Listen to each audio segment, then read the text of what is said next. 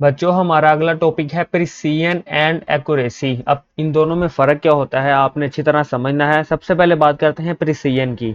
अब प्रिसीजन क्या होता है कि हम बार बार एक वैल्यू को मेजर करते हैं और वो वैल्यू क्या आनी चाहिए, आपकी क्लोज क्लोज आनी चाहिए। लेट्स सपोज एक टेबल है आपके पास, ये आपके पास एक टेबल पड़ा हुआ है।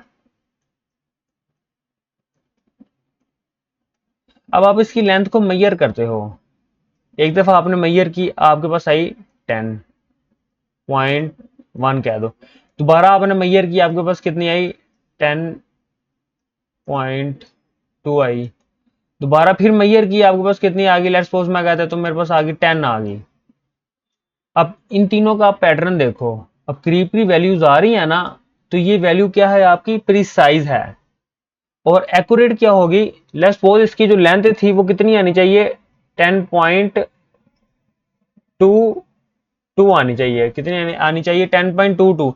लेकिन जब मैंने मेजर की, जो उसकी लेंथ आई कितनी आई, 10.18 आ गई। यार मैं कह देता हूँ मेरे पास 10.22 ही आ गई। तो अब क्या हो रहा है, मेरे पास वैल्यू तकरीबन एक्यूरेट आ रही है, करीब करीब आ रही है, या उस एग्जैक्टली वैल्यू भी आ सकती है, एक्यूरेट भी आ सकती है, या उसके बिल्कुल करीब हो। ठीक है, ये नहीं होगा यहाँ पे आपकी 9 वैल्यू आ रही हो तो वो क्या होगी, एक्यूरेट नहीं होगी। अगर वैल्यू 9 आ गई तो वो एक्यूरेट नहीं होगी। हाँ, अगर इसकी वैल्यू मैंने एक दफा ली, मेरे पास आई 9.1, फिर दोबारा ली, मेरे पास कितनी आ गई, 9.2, फिर दोबारा ली, मेरे पास कितनी आ गई, 9.3। अब ये वैल्यू क्या है आपके पास, एक्यूरेट आई है या प्रिसाइज आई है, सोचो जरा। अब ये वैल्यू एक्यूरेट तो नहीं है, दुरुस्त नहीं है। क्यों, एक्यूरेट कितनी आनी चाहिए मेरे पास, या तो 10.22 ओरिजिनल वैल्यू है, तो वैल्यू कितनी आनी चाहिए, या तो 10.18 आ जाए, 10.9 आ जाए, तो वो ठीक है, वो उसके करीब करीब है।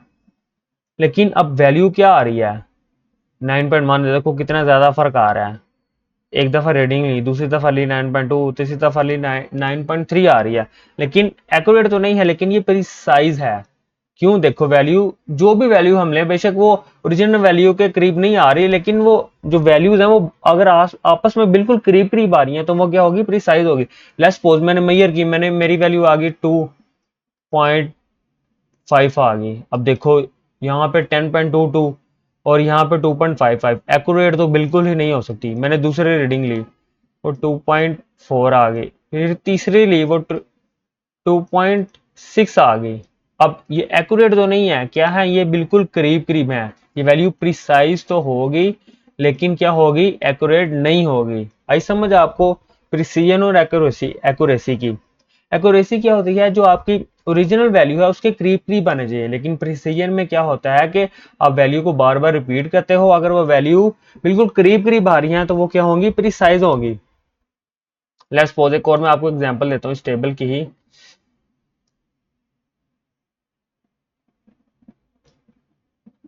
इसी टेबल को लेके चलते हैं, मेरे पास वैल्यू आ गई 10.2 आ गई वैल्यू, ठीक है। एक वैल्यू आ गई 9.8। तीसरी वैल्यू मैंने ली, वो क्या आ गई मेरे पास, 5 आ गई। तो अब क्या ये प्रिसाइज है, नहीं। अब ये प्रिसाइज बिल्कुल भी नहीं है। देखो ये 10.2 आ रही है वैल्यू, अब ये एक्यूरेट है, तकरीबन उसकी एक्यूरेसी के पास पास आ रही है। लेकिन अब 9.8 और 5, देखो कितना ज्यादा फर्क आ रहा है। तो ये तीनों वैल्यूज क्या है, आपकी प्रिसाइज नहीं है। ठीक हो गया। अभी मैं आपको कुछ एग्जांपल्स करवाता हूँ, उससे जाके आपको कॉन्सेप्ट क्लियर होगा एक्यूरेसी और प्रिसीजन का। जो इसने ये एग्जांपल दी हुई है, इसको यहाँ पे जाके हम करते हैं। सबसे पहले आप प्रिसीजन, अगर आपको डेफिनेशन में आ जाए, आपने क्या लिखना है, precision denotes how consistently. Consistently का मतलब होता है कि बार बार हम उसको रिपीट करें वैल्यूज को। जैसे हम तीन दफा हमने वैल्यू जो आपने मेजरमेंट ली, वो क्या है, बिल्कुल करीब करीब आ रही है। तीनों वैल्यूज 9.1 आ रही है, फिर 9.2 आ रही है, फिर तीसरी 9.3 आ रही है। हमने बार बार उसको रिपीट करना है। अगर वो करीब करीब आ रही है तो वो क्या होगी, प्रिसाइज होगी आपकी। और accuracy, accuracy refers to how close a measurement is to the true और एक्सेप्टेड वैल्यू। बेसिकली एक्यूरेसी क्या होती है कि जो उसकी एग्जैक्ट वैल्यू है, टेबल की लेंथ मैंने आपको बताया था, अगर 10.22 है, उसके बिल्कुल करीब करीब अगर मेरा जो आंसर आ रहा है वो क्या होगा, आपका एक्यूरेट होगा, बिल्कुल ठीक होना चाहिए आपका आंसर। अब उसने एक यहाँ पे एक एग्जांपल दिया आपको, आपने ये देखा होगा कि अक्सर इस तरह का वो बना होता है, उसके ऊपर वो लोग तीर चलाते हैं, तो उसके एग्जैक्टली कहाँ पे लगना चाहिए, इसके सेंटर पे आके लगना चाहिए।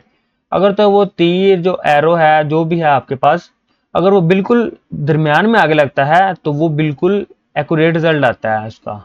अगर तो वो यहाँ पे आगे लगेगा तो वो ठीक नहीं होगा, उसको कम पॉइंट मिलेंगे। अगर यहाँ पे आएगा तो उससे ज्यादा थोड़े मिल तो जाएंगे, लेकिन वो एक्यूरेट नहीं होगा रिजल्ट। अब इस एग्जांपल को समझते हैं। अब उसने वो कई तरह के एरो चलाए हैं, उसने 4-5 एरो चलाए हैं। अब वो सारे ही सारे कहाँ पे आगे गिरे हैं, बेसिकली उसका टारगेट क्या है, ये उसका टारगेट है, ठीक है।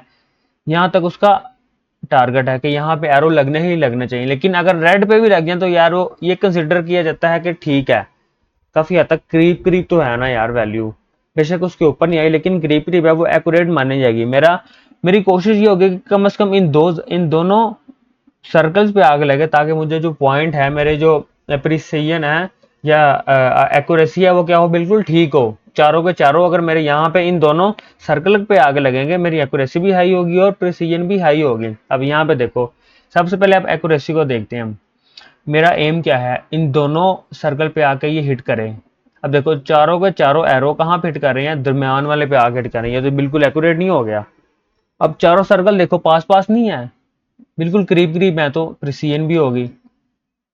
अब यहाँ पे देखो, एक एरो मेरा यहाँ पे आगे लगा, अब ये तो बिल्कुल एक्यूरेट नहीं हुआ, ठीक हो गया।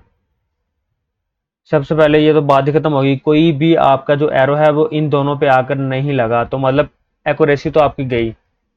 प्रिसीजन भी देखो, अब एक यहाँ पे आगे लग रहा है, एक यहाँ पे आगे लग रहा है, एक इस सर्कल पे आगे लग रहा है और एक इस सर्कल पे आगे लग रहा है। इन चारों में फासला देखो, अगर तो ये बिल्कुल ही एक ही पॉइंट पे आगे लगते तो प्रिसीजन तो होनी थी लेकिन एक्यूरेसी नहीं होनी थी। अगली एग्जांपल हम करते हैं।